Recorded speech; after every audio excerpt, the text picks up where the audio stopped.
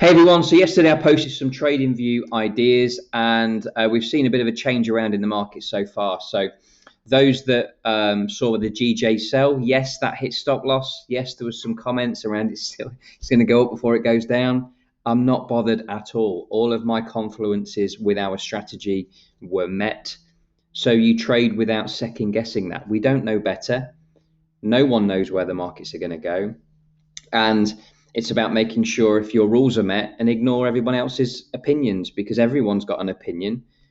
There isn't a right or wrong. And ultimately, it's really important that you stay in your own lane, because if you're susceptible to other people's views and opinions in your trading, that will affect your emotions. It can work both ways. It can either fool you into thinking that, yes, you're right, other people agree, this is great, and support your confirmation bias, or it can add fear.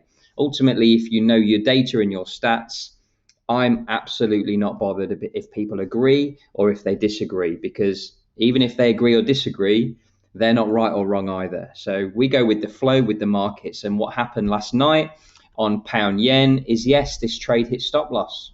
Absolutely fine. Stop losses are part of trading. They're part of any strategy. And actually on our GJ strategy, we've got a 38 or 39-ish% win rate. Let me just check. 38.31. So we're going to lose more than we win. Absolutely fine. However, our benefit to this is we have an average win to an average loss ratio of 2.6. So that's what gives us our financial edge. Let me just show you where that is. That is on this screen somewhere. Here we go, 2.607. So average win versus average loss. Now, ultimately, for the skeptics out there, that sell, there's the loser on the sell position. Yeah, so 30th of March, and that's where it hit stop loss. Now, coincidentally, what happened was there was enough buying pressure to then hit confluences for the buy trade.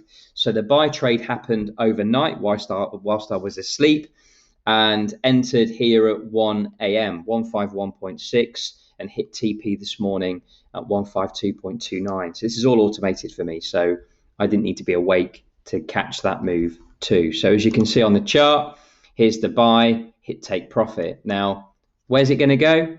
Who knows? Not bothered. I had a message yesterday, and forgive me for the person that messaged me, but where's GA going? Don't know. No one knows where it's going.